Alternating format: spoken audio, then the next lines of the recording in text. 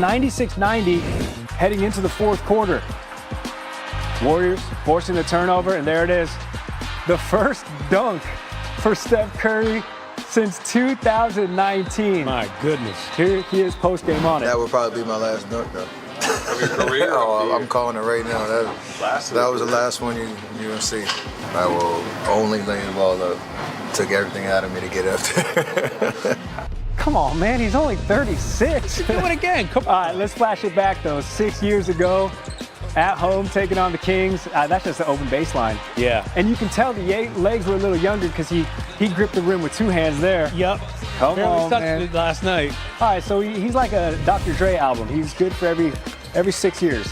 All right, back to last night. Grimes for the layup. He had 44.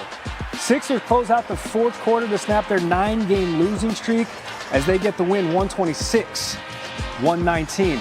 All right, NBA Sunday, 3 games on ESPN and ABC's family of networks. The nightcap sees the slumping Suns hosting the Timberwolves.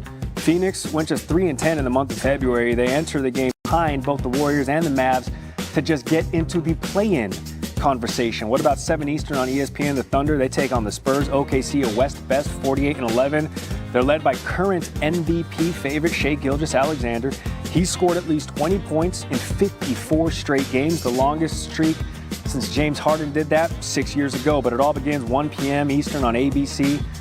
It's the Celtics hosting the Nuggets. Finals preview, maybe. Can the Celtics slow down the Joker, who's averaging a triple-double through 60 games? Only Russell Westbrook and the Big O have averaged a triple-double for an entire season. Let's get into it. For more on Denver and Boston, we've got reporter Tim Bontemps and Anscape's David Dennis Jr. joining the program. Fellas, fantastic to see you. Tim, let's start with you. Celtics, they just coughed up a 22-point lead in that home loss to the Cavs. Why could a major bounce back be in store today? Well, because the Celtics have done this a bunch of times, Gary. We look at this situation going forward with this Celtics team. You know, you go back to last Sunday, they played here against the New York Knicks. They got a huge lead early in that game, gave it all back, eventually pulled away and won. We saw them do the same thing on Friday against the Celtics, go up 25-3 in the opening 5 minutes of the game, look like it's going to be another rout. Cavs come back, eventually pull ahead and win. And this is something that the Celtics have done repeatedly over the past several years. When they're clicking and moving the ball and hitting threes, they look as good as just about any team you've ever seen.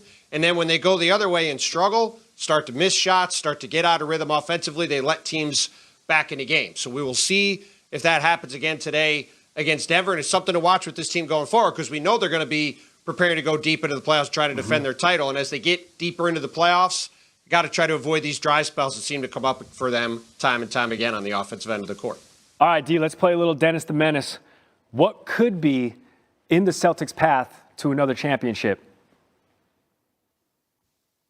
Well, they're going to face much steeper competition than they had last year. We know that playoff run that they had. They didn't play a team with more than 50 wins, and they basically steamrolled their way through the playoffs. Now they're looking at potentially Cleveland, who's going to win more than 60 games. OKC is going to win more than 60 games, and having to beat those two teams on the road.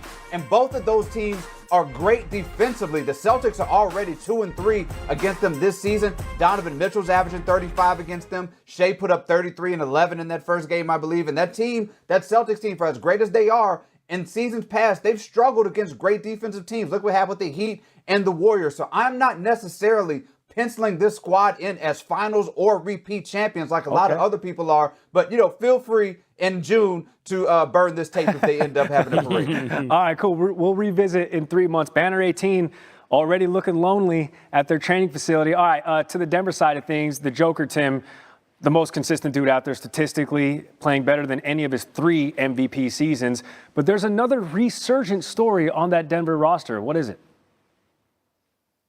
It's Jamal Murray. Yeah. You go back to the summer playing for Team Canada, going back to the spring playing for the Nuggets, and even the first couple of months of the season, Jamal Murray did not look like the guy who was a true co-star alongside Nikola Jokic during that run to the title in 2023. But since December 1st, averaging 22.5 points per game, 49% shooting from the field, and 43.5% from three, he looks like that number one co-star to go alongside Jokic again. And when that 1-2 combo in the pick and roll is working, Denver can go up against Oklahoma City, Boston, or anybody and feel like they can win. So that's been one of the biggest developments, frankly, in the league over the past 3 months. And if that continues into the playoffs, got to watch out for Denver being able to make a real run in the Western Conference. I mean, that was the combo that helped Denver win their first ever NBA championship just a couple seasons ago. So that being said, David, are we sleeping on Denver? Are they getting enough due attention? I think it'd be foolish to be sleeping on Denver right now. Nobody should. They have the best player in the league. The margin between Jokic and second best player is probably the widest gap we've seen in the NBA since LeBron was with the Heat. He is playing one of the great seasons that we've ever seen. And I'm with Tim here about the Jamal Murray resurgence here. Jokic has been great all season, but they were hovering right above 500 and through the middle of December until Murray got on this heater and started looking like the playoff championship run Murray that we have been accustomed to seeing. When they beat Detroit earlier this week, it was Murray who had 31 points. He's put up a 55-point game earlier this season. They're going to need him to really step up if they're going to make this championship run. Might be a good time to bet a couple ponies on Denver, the fourth best odds on ESPN Bet to win it all at plus 1,200. Gentlemen, much appreciated. Okay, so yesterday on SportsCenter, Andrea Carter said UCLA has to focus on stopping Juju to beat USC. That did not happen. How'd that go? Yeah, that didn't happen. She dropped 30 in fourth-ranked USC's 80-67 win on the road over the second-ranked Bruins. Kiki Iriafen dropped 17-9 for the Trojans, who completed a season sweep over UCLA. Now, the Bruins' only 2 losses all season come at the hands of USC, and now we are in the hands of our All-American Chiney Ogwumike with us. Okay, so Chiney, Juju torched UCLA yet again. I ask you this, is USC the team to beat in the tournament? Let me tell you this. What month is it? We're 2 days into it. It's March. USC is the last team that I'd want to see in my bracket right now. Okay. Because, my goodness, they've got one of the, if not the best player in the NCAA, in Juju Watkins. If you guys saw that game yesterday, it wasn't that she was just hitting threes. It was that she was deboing everybody. When she got the ball in transition, which around halftime, they had about 17 points off of their turnovers, UCLA's turnovers.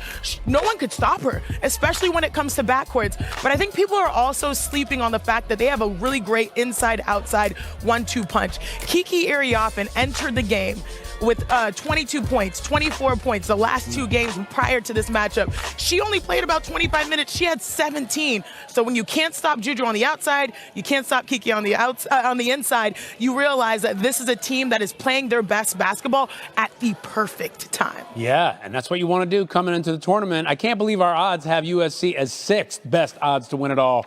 I would say a lot better than that. Blew my mind. I know, blew my mind too. All right, so today, noon Eastern on ESPN, you got Louisville against Notre Dame. Now, here's the thing. Irish have dropped 2 straight, allowing 190 points in those losses. Is this a troubling trend, or does it end today against Louisville? I think it ends today. Okay. I mean, and I can't say it too loud because if I said anything otherwise, they might come for me right here because they're warming up. But I do think it ends today. And a lot of people are talking about how they've given up 85 points, at least 85 points in back-to-back matchups. The first time this has ever happened under head coach Neil Ivey. But I'm not so worried because it all comes to me from their shot selection. Hannah Hidalgo has had a little bit of a rough patch shooting the last few games, 30% shooting in the last 5 games. And then also Olivia Miles averaging only 14 points per game. She has as many turnovers as assists, 17 for 17. So if they clean up their shot selection, that allows them to set up their defense, and I think they'll have better outcomes moving forward. Okay, there you go. Your match in the background there, the Notre Dame colors, looking great in the yellow. By the way, Notre Dame, they beat Louisville 89-70.